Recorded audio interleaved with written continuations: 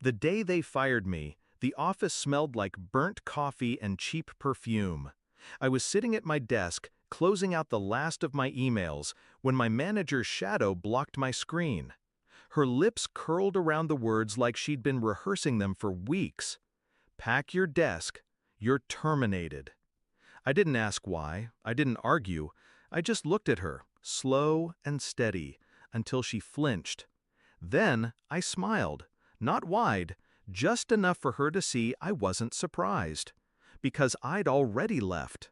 And she didn't know that what she thought she was taking from me was already gone. Flashback, 2 months earlier.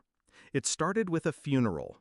My boss, Margaret, collapsed in her office on a Tuesday afternoon. Heart attack. Gone before the ambulance arrived. I was the one who found her.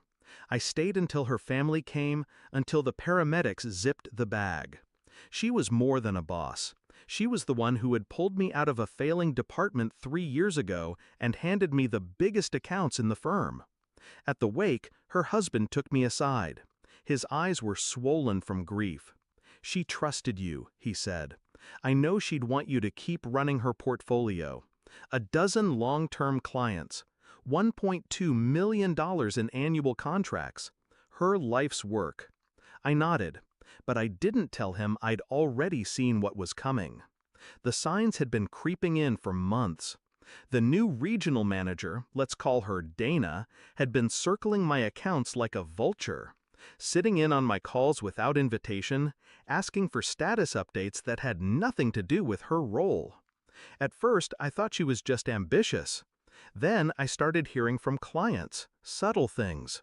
She was emailing them directly, offering additional services under her name, taking them to lunch without me. One night I stayed late, walked past her office on my way out. She didn't see me. She was too busy scrolling through my client list on our internal CRM, jotting notes. That's when I knew. She wasn't building her own empire. She was coming for mine. So I didn't get angry. I got quiet. I started keeping my conversations with clients off the company email, phone calls only, private meetings. I updated contact information, my personal cell, my personal email slipped casually into conversations. And then, slowly, I started shifting things. Every renewal date moved up. Contracts rewritten to be with me personally as their account lead, not the firm. I spoke to legal, off the record, to make sure every signature was airtight. By the time Margaret's funeral came, the portfolio Dana thought she'd inherit was already out of the company's hands. Execution began the day after the funeral. The clients knew about Margaret. I kept the calls personal. No sales pitch, just, "I'll take care of you. I always have." One by one, they agreed to follow me. I didn't quit right away. I waited. Let Dana think I was grieving too hard to be a threat. She kept pushing, showing up in my meetings, asking for my files. I gave her copies, but not the originals, never the real numbers. By the 3rd week, she was telling other managers that I was dropping the ball. I didn't correct her. I wanted her confident, sloppy. The trap closed on a Friday morning. I walked into HR with my resignation letter. 2 sentences. Effective immediately. No reason given. I handed over my badge, my laptop, wiped clean except for the generic company software. Then I walked straight past Dana's office without looking in. Over the weekend, I moved into my new workspace, a small glass-walled office in a building 3 blocks away. My own name on the door, my own contracts in the drawer. By Monday, my phone was ringing off the hook with familiar voices. Clients telling me they'd moved with me, that they'd already informed the company they wouldn't be renewing. 1 week later, Dana came for her victory lap. She called me into her office. Her tone was almost gleeful when she said it. "Pack your desk, you're terminated." I wanted to laugh. She thought she'd cut me off at the knees.